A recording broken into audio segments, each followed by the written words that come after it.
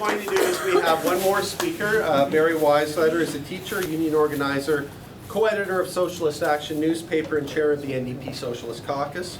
He will focus on the role of the Canadian government and propose some concrete action we can take to promote peace and social justice. And afterwards, we'll open it up to a Q&A session. I know we're here to talk about Venezuela, but I simply cannot resist saying that this meeting takes place in the shadow of the ultimate terror, the threat of thermonuclear war, with a Dr. Strangelove in charge. Right. And the source of that problem, and the source of the problems that the people of Venezuela are suffering, is the same. There's going to be some overlap between what Maria said and what I said, and I think that's good because it shows that we're on the same wavelength on many of the issues that confront us today. I want to begin, and once again, by congratulating the people of Venezuela for their courage and their determination. Over 8 million voted on July 30th to elect the National Constituent Assembly. And as was stated, and can be restated, why not, that this is more than voted for Nicolas Maduro in 2013 or for his party in the 2015 legislature election. It is 1 million more than the votes claimed, I underline the word claimed, in the fake referendum conducted by the right wing over 3 weeks ago. The people of Venezuela stood up to a mountain of media lies, to threats by several capitalist governments, including our own, shame, shame, and to months of violence organized by reactionary fanatics who were chiefly responsible for the over 125 deaths and over 2,000 injuries in the streets of that country. Efforts to foment a coup, which continued this week, and which are continuing as we have this conversation, and efforts to cause panic by creating shortages in medicines and other imported items, were frustrated by the resilience of the Venezuelan working class. Ottawa and Washington, they just won't take yes for an answer. Not even 8 million times yes. Canadian Foreign Affairs Minister Chrystia Freeland denounces the July 30th election. She says the Constituent Assembly will cause more violence. It sounds to me like wishful thinking on her part. Freeland, whose grandfather was editor of a Nazi newspaper in German-occupied Poland in World War II, which she tried to cover up, otherwise I wouldn't mention it, shows that the apple doesn't fall far from the tree. I think Freeland and Justin Trudeau should be more concerned about electoral reform in Canada than in Venezuela. I think they should focus on the police spy law. Remember Bill C-51? Which they promised to substantially amend. Where are the amendments? And will they amount to a hill of beans? And I think they should be more preoccupied about the lack of clean drinking water and proper housing in many indigenous communities all across this land. They should move to tax the super rich instead of increasing the Canadian military budget by 70%, which they did just a few weeks ago. They should speak out against the threat of nuclear war against North Korea. If not now, when? That's the cardinal issue facing humanity. And what about their good friend in Washington, President Trump? He got 3 million votes less than Hillary Clinton. And I'm not carrying the case for Hillary for sure.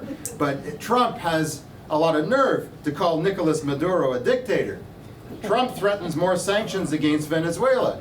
And as was mentioned, the US Secretary of State, Rex Tillerson, the former CEO of ExxonMobil, who had an income of $27.4 million last year, and I don't know about stock options, that was just the pay, openly states that he is looking for a way to remove Maduro.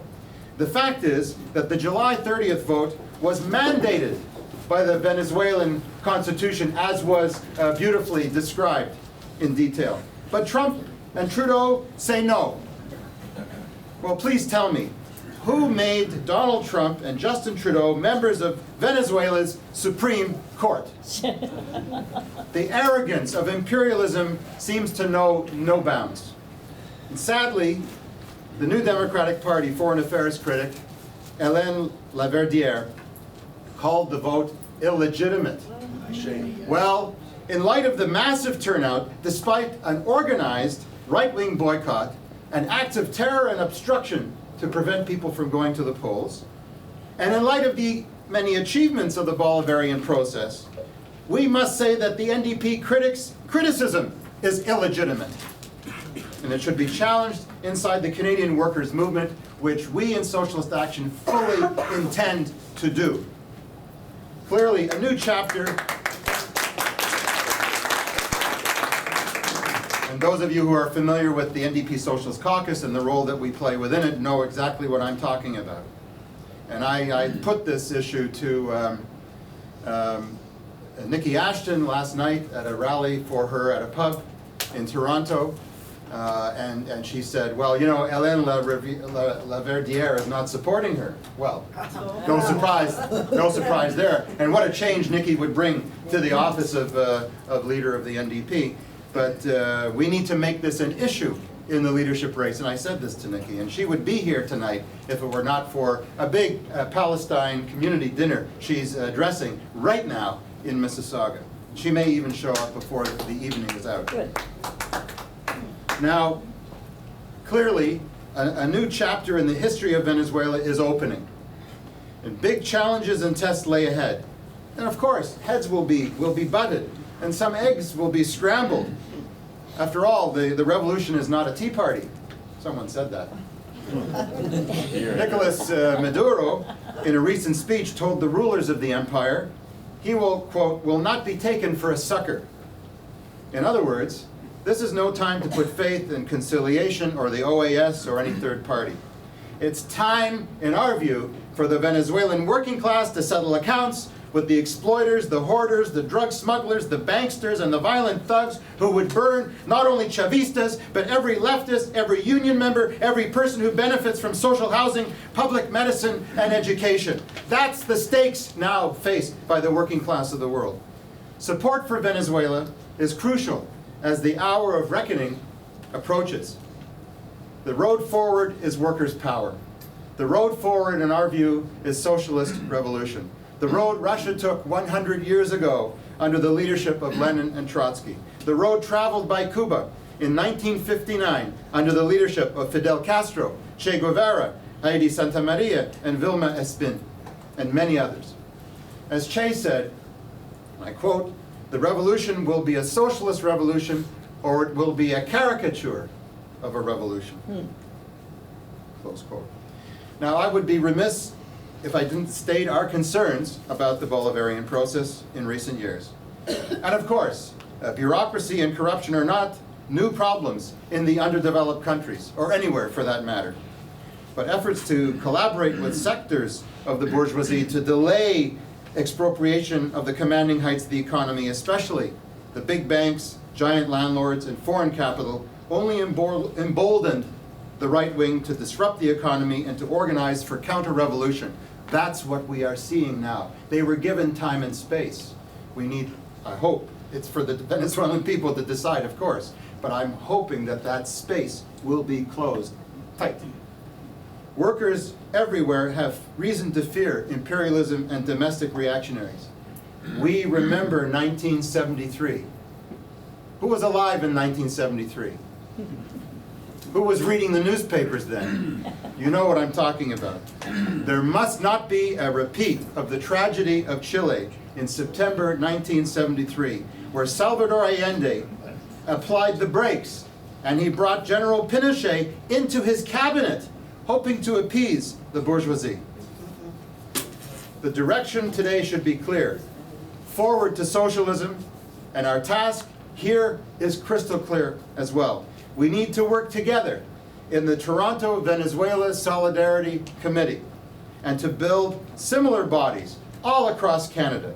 We need to hold many more rallies and marches and sit-ins and concerts and petition drives to confront media lies and government villainy. We should ask all working class and progressive organizations to build with us a united anti-war, anti-intervention movement based on the following simple demands. Self-determination for Venezuela. Respect the July 30 vote. Ottawa, Washington, hands off Venezuela.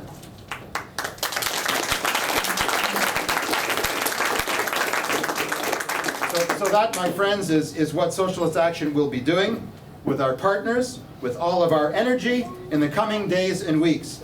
And if you agree, we ask you to join us tonight. Hasta la victoria siempre venceremos. Thank you, Barry. So before we begin with any questions or comments, just a few announcements. You can pick up a Socialist Action newspaper, which has a very timely article, U.S. Hands Off Venezuela. You can pick them up at the back for $2 a piece. And we also created a couple of new booklets. Canada 150, celebrating the resistance. We did a forum similar to this, but it was probably about double the size about a month ago for Canada's 150-year anniversary. And we had many speakers from different oppressed groups who have historically been part of Canada, even before Canada's existence. So check this out. This is brand new. And also our statement of principles if you're interested in learning more about socialist action. A couple of events. The Workers' Action Movement will be hosting a forum tomorrow at the OPSU Union Hall at 31 Wellesley Street East, starting at 12 noon. So if you'd like to learn what activists in that union, and I'm one of the executive board members of that union, what we're doing to try to change our union to make it more democratic, to fight austerity, come check it out. It's a public forum and everyone is welcome. Socialist Action will be hosting a picnic and membership meeting on September the 2nd. And also, of course, Labor Day is coming up on the 4th of September. We will be meeting at the intersection of Queen and University at 9 a.m. Are there any other announcements? Does anyone have any announcements for any other events? Anything coming up? Anybody? No? Okay, so we're going to open it up to Q&A now. So how we're going to do this is we're going to ask that folks stick to maximum 3 minutes. We're going to stick to gender parity, and we'll do maybe 3 or 4 questions that come back to you, Maria, and so that way we can get as many people in as possible. So if you want to speak, just put up your hand. I'll add your name to the list, and we'll go from there. We'll do a few rounds, okay? Okay, sister in yellow. It is four mayors have just recently been deposed, and I don't think deposed, they've been sent to jail by the Supreme Court of Venezuela. You don't mess around with the Supreme Court of Venezuela. These mayors were proven that they did not do their job. They were cautioned and were told, you have to protect the citizenship in your area. You have to stop these crimes. You have to stop the barricades. They paid no attention, no attention. They were asked to attend the Supreme Court. So the Supreme Court issues a writ and says, you must attend the Supreme Court on such and such a day. One of them sent, I think it was Muchacho from Chacao. He sent his lawyer, and he said, that he was ill. He had hurt his leg and he couldn't come. So they gave them a second chance to come. Second chance, he didn't come. So the Supreme Court sent somebody to go and he said that he was in some sort of hospital. They couldn't find him. He went AWOL. Another one, the one from Lecheria, he skipped the country altogether. Did not go to the Supreme Court, to the appointment that he was supposed to go, and was giving talks from Miami. Okay? There, with the Gusaneros who are there. And the other two were, again, they were cited. They weren't grabbed in the middle of the night in their pajamas like Celaya was. They were asked to attend the Supreme Court in the proper process, and some of them, two attended, the other didn't. and they are all happily in jail. I'm very glad to say that they have been given, I think, 15 months in jail or something like that.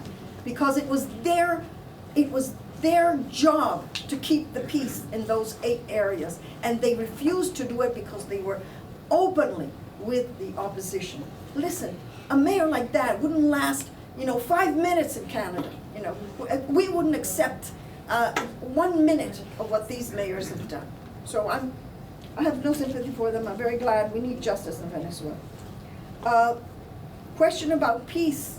That was about women. Was said, well, I could give another 2 hours worth of. 5 minutes. Let me tell you, the Bolivarian Revolution, as Chavez very much said, is a revolution of women. There are, I can't remember, there are 5,000 communes and about 30,000 communal councils in Venezuela. I'm not quite sure about the actual amounts. And I can tell you that the great majority of the people in the communes and in the communal councils are women. They really have been at the forefront of this. The town that crossed those 2 rivers were led by the women of that town. It was the women who told the men, come on, we're going to go across the river.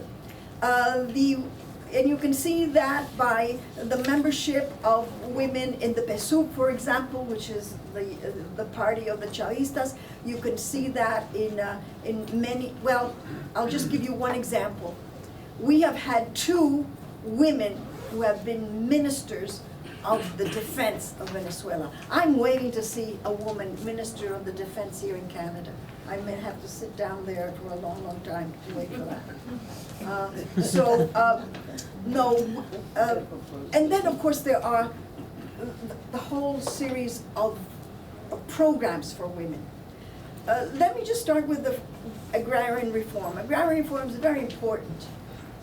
Well, the law of agrarian reform said, and there are many women who are the heads of their households, because the men are not there, or they're single or whatever, and they have children. Well, the law says that you have to give priority to women when you are distributing the lands. That's how important it is. There are all kinds of benefits for women who are pregnant, women who have children, of course, women who are older. I could go on for another hour about the women in Venezuela. I'm very proud. I'm very, very proud of them and all the things that they've accomplished. And as for peace, well, what you said, peace right now, we are all quite concerned about peace because we've got a madman in the White House. And this is one of the things I think I admire President Maduro for, most of all. He has been singularly talking about peace. He has talked and begged for peace over and over and over again. The table for negotiation, he called it the dialogue in peace. He has said, he has called, and you can read his speeches, he has called for this Constitutional Assembly. The first thing that they have to do is to lay down the legal framework so that we have peace in Venezuela. Peace is something we all have to work towards in whatever sphere of life we are in, you know. It's not something that other people should be doing. We all have to do it. But I must say, I admire greatly President Maduro because he has really and truly laid down his whole career and destiny, really, his fate, in looking for peace in Venezuela. You ask about the media. Well, the media. Steve Pakin's had me on his program. I think he's a very balanced and good. I think he's perhaps the best on TV. But he's not the one who says what the programs are going to be. The CBC is the one, the higher ups that decide. But I do like Steve Pakin, and he has, in all fairness, had me on his program. But the CBC is a can of worms. The day of the elections, I listened to the 2 o'clock news, and they were going on about there was chaos all over the country. Well, how to use the media. This is what I did. I found out people who knew people in the CBC and drove them rather crazy, calling them, and said, you gotta do something, this is wrong, the news that you're saying is wrong, and it was like a little blitz that I did until finally the CBC called me and they did another program which was much better. 2 minutes. I sued the Toronto Star a couple of years ago, and that's really good. Consider the, it's called the Ontario Press Council. You can sue them through that. And I won, by the way. But I would say that an important tactic for the media is that you've got to get yourself and your friends to call them, to email them, to send letters. That's the only thing that really moves them, you know. You've got to write, you've got to call, you've got to complain. And unless you do that, you know, they won't listen. So move your friends, find out who works there, find out the telephone number. They're very secretive about their telephone numbers. Find them and keep them in a little red book.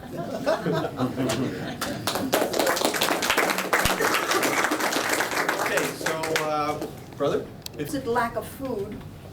I can assure you, the good restaurants of Caracas were all full menu. They had food everywhere. There was no, they didn't miss anything. Lining up for beer, for wine. Anything. There was Lining everything. up for beer, Yeah. for wine. There was everything there. I have to disagree with you. I don't think the Bolivarian Revolution has failed. Not yet. It hasn't. And you think about, well, you know, Fidel allowed people to leave Cuba. That's why they're in Miami. They had to leave their assets, but they left. They left voluntarily. Do you realize the problem for Venezuela? What do we do with the people who don't vote for Chavez or Maduro? Do we kill them? Do we throw them out of the country? That's the beauty of what has happened in Venezuela, because we have a revolution that has to convince and has to bring and has to nurture its voters. And I feel so proud of it, because with the hammering that the people have had, especially this last year and a half, they are still with the Bolivarian Revolution. I call that a great triumph. But I'm not ready to say that the Bolivarian Revolution has failed. I also want to explain something. In 1999, when the new Constitution was created with an assembly of representatives, the person in charge of the assembly, of putting it together, was a guy called Michelena. And Michelena, excuse me, was a rat. I can think of a worse word to say, but I am much too polite and too much a daughter of my mother to say the word, but I leave it to your imagination. And Michelena was in there, in that constitutional thing, leaving the loopholes that we now feel that we have to fill out. He even changed some words without even telling anyone. I'll give you an example. Oh yes, the oil has to be, there's a certain area in the Constitution that says that the oil has to be nationalized. And it was supposed to say including the secondary industries that work with the oil company. That word was changed to accepting. Accept.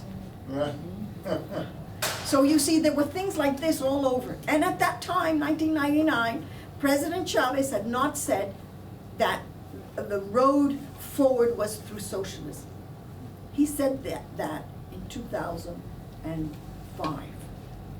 And he presented it to the people. He said, if you vote for me again, which he won the second time, overwhelming one, he said, a vote for me is a vote for socialism, because we have to build socialism in Venezuela. But you know, you don't build socialism in a short time. The Soviet Union, even 18 years after their revolution, was still in problems, okay? It still hadn't. So it's not something that we're going to do very quickly. But now, this assembly is going to look for those loopholes and to change the road for Venezuela. The last thing that you said, I agree with Mitchell. I thank you for your solidarity. And Jacob asked two questions. I'm going to start with the one about Chavez. Oh, they love to say that Chavez, he didn't know what he was doing in the economy, you know, now he's dead, they can say all kinds of things about him, right? Listen, when Chavez came to be elected, Venezuela was in a worse economic situation than it is now. Venezuela had been sacked completely. 80% of the people of Venezuela, of this rich petroleum country, was in poverty. 1/3 of the population was had malnutrition. So what he had to do, first of all, is to feed the people, take care of them, give them health, give them housing. There was nothing you could do with a population that had been so bashed by the neoliberal policies of the previous governments. And if they say, oh, well, he didn't diversify the economy, well, I think, you know, if you're in a canoe, you have to make it be sort of balanced for a little while before you can actually go forward. And so it's a very hard thing to diversify an economy, especially a petroleum-based economy, who for years, since the beginning of the century, Venezuelans were told, well, you don't have to industrialize. You don't have to have agriculture. You've got oil, you just buy it. So our agriculture was destroyed, you know, and there was no real industrial base. It was tiny. Oh, importing. So you have, you know, all these great corporations there making toothpaste and stuff like that. Okay, so it's so wrong to now, with hindsight, say, oh well, he should have done this, he should have done that. This is something that we have to carry on doing, and the Maduro government has certainly tried, and this is one of the things that he has told the assembly: lay down the blueprint for a post-petroleum economy. Those are big words, okay? That involves the diversification. And Chavez said this. Chavez was the first president of Venezuela to talk about the petroleum is going to end, and we have to have a different type of economy. But first things first, he had to do this helping the people first. And the impact of Venezuela for Latin America, well, 2 minutes.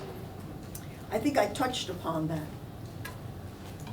Whatever they want to take away from Venezuela, they want to take from all the other countries, okay? Whatever they want to do to Venezuela, they'll want to do to any one of the other countries. We, in Latin America, are all in the same boat.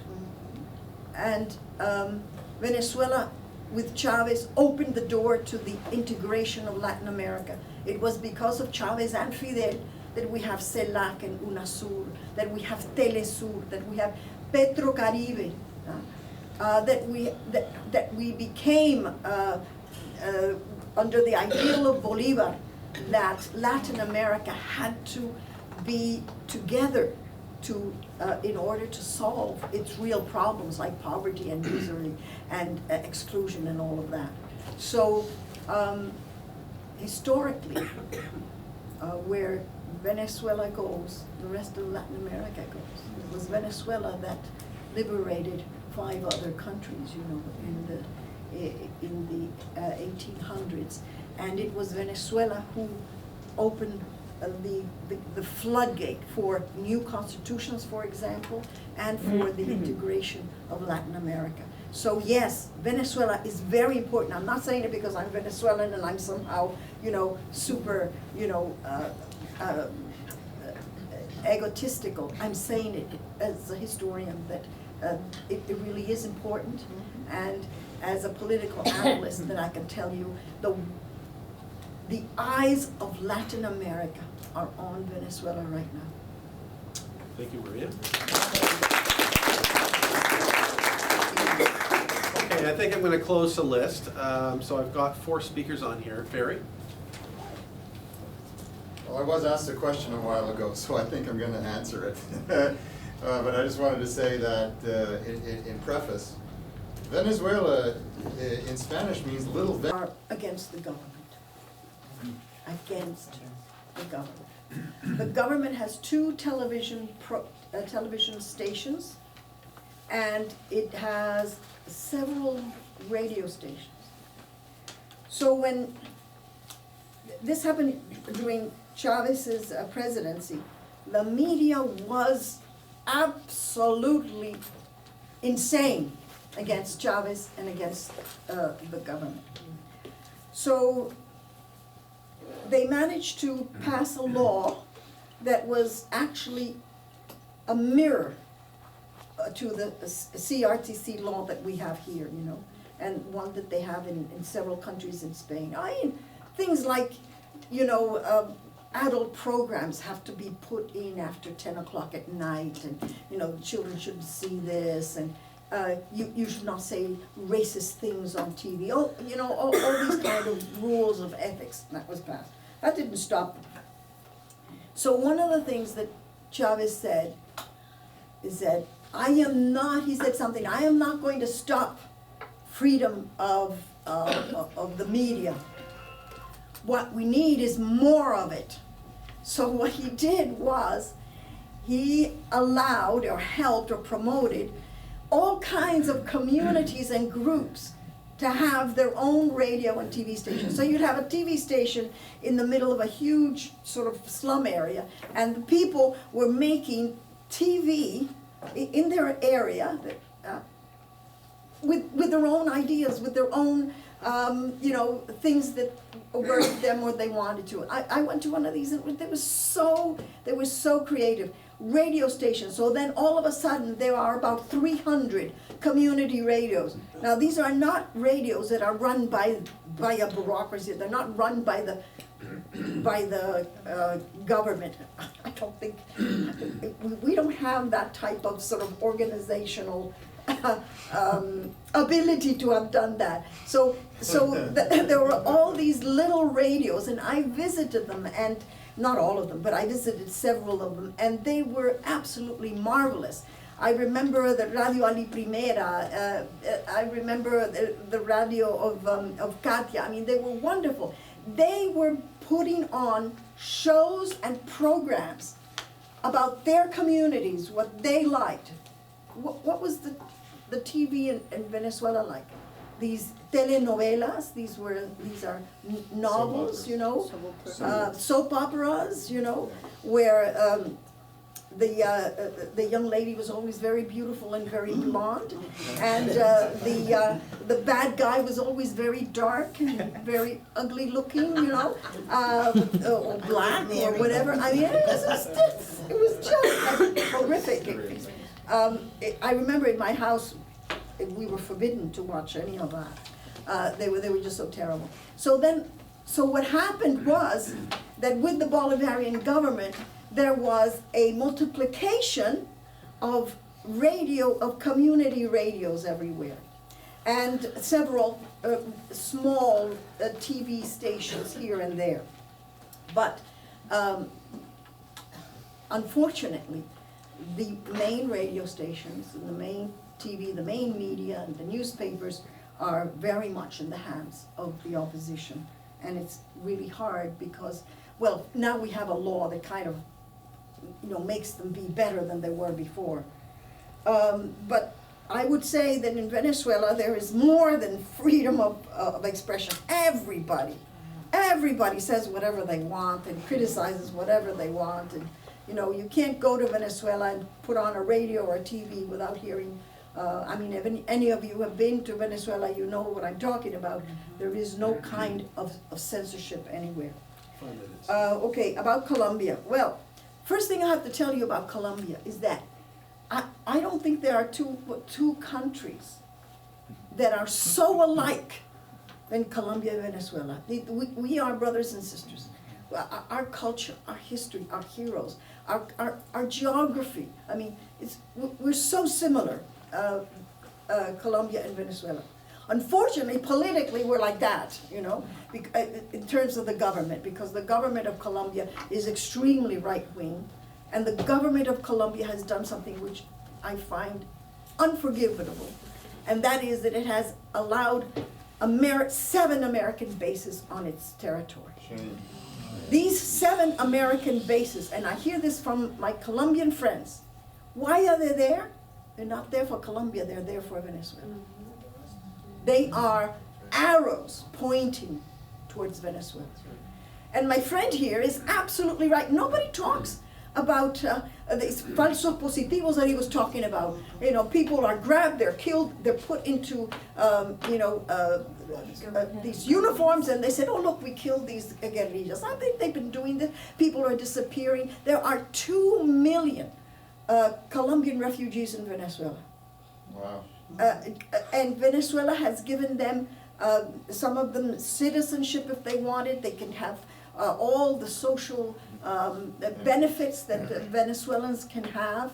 And some of them have been there for, for generations, of course. But what I'm trying to say is there's still, with all that's happening, there are still Colombians coming to Venezuela because of the terrible situation there. Mexico, in Mexico, every now and again you hear about these people who are found on the street without heads.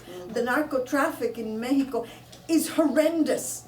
There are sections of Mexico that are run by the narco traffics, not even the government. And yet, why? You ask me why? The reason is that both Mexico and Colombia are the great friends of the United States of America, right? And they are following and kowtowing to whatever the Americans want and do. So they're okay.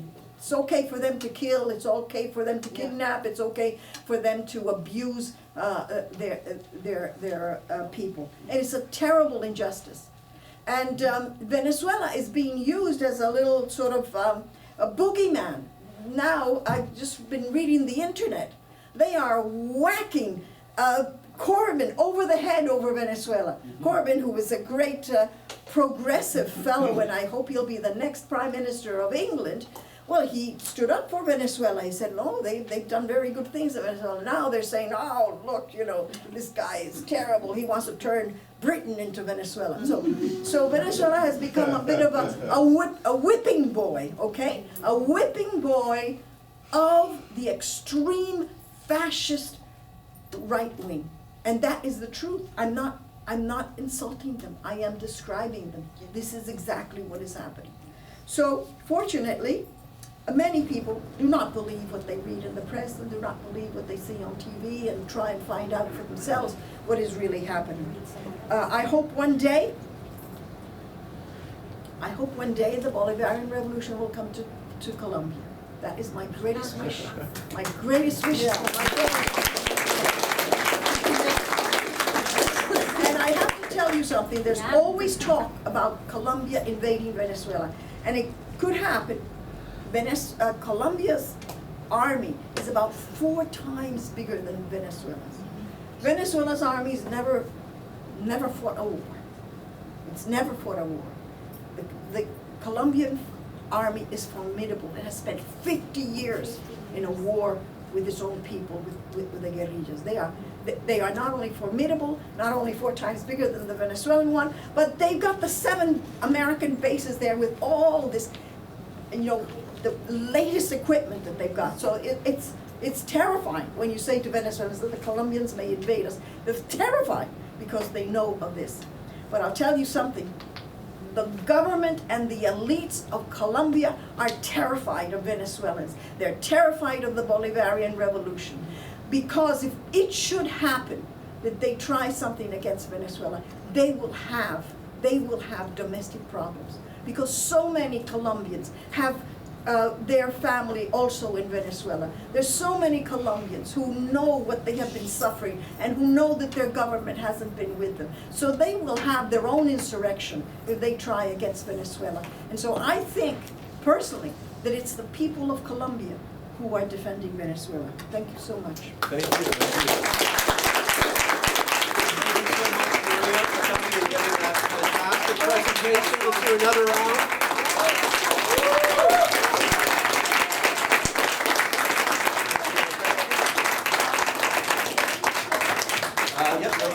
Right here. I'll write down the name of websites. Okay, so you This can one is in English. check it out afterwards when you get And the numbers home. of the articles, of the, No, it's a website.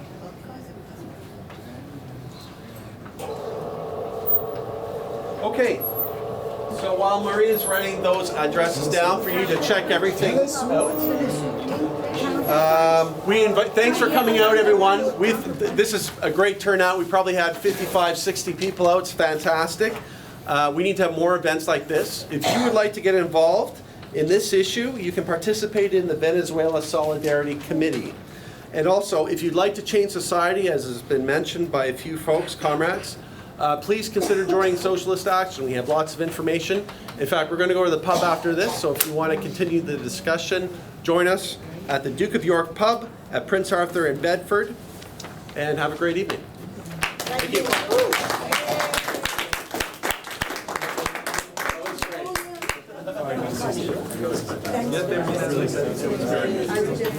So we're going to put